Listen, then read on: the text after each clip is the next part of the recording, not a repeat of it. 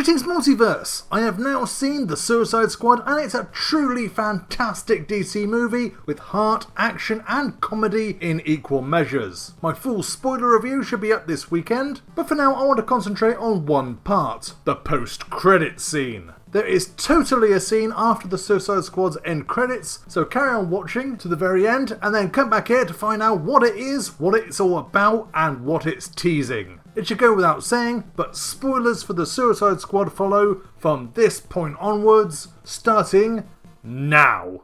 During the climactic battle with Starro the Conqueror, John Cena's Peacemaker betrays the group and is seemingly killed by Idris Elba's Bloodsport, who shoots him in the chest with one of his smaller bullets that Peacemaker made fun of earlier in the movie. Combined with the Jotunheim Tower collapsing around them and the rampage of the giant Starro, it's reasonable to assume that Peacemaker is dead. That is, until we get to the post-credits scene. Set either in hospital or the infirmary of Balrev, we see two familiar faces approaching. Steve Aggie's John Economos and Jennifer Holland's Amelia Harcourt. These two chose to betray Viola Davis's Amanda Waller when the remaining Suicide Squad chose to take on Starro, disobeying her orders, and they believe that Waller is punishing them by forcing them to work specifically with one mysterious person. This is revealed to be none other than Peacemaker, who was pulled out of the rubble in Corto Maltese when they found out he was still alive. Apparently Amanda Waller needs Peacemaker for some reason, and when John Economos asks what for, Amelia Harcourt responds with, "Just to save the fucking world, that's all." This whole scene isn't a setup for Suicide Squad 3, it is a setup for the Peacemaker TV series coming to HBO Max in 2022. It features John Cena, Steve Aggie and Jennifer Holland all reprising their roles, and it's entirely written, produced and mostly directed by James Gunn. So all 8 episodes should feel like a perfect continuation of the Suicide Squad. The interesting part about this scene is that it was originally reported by Deadline that the Peacemaker show would explore the origins of the character, and so was assumed to be a prequel to the Suicide Squad. Apparently that's not the case, and it will continue directly after the movie. As for the plot, the premise that the goal is to save the world means the stakes are suitably high,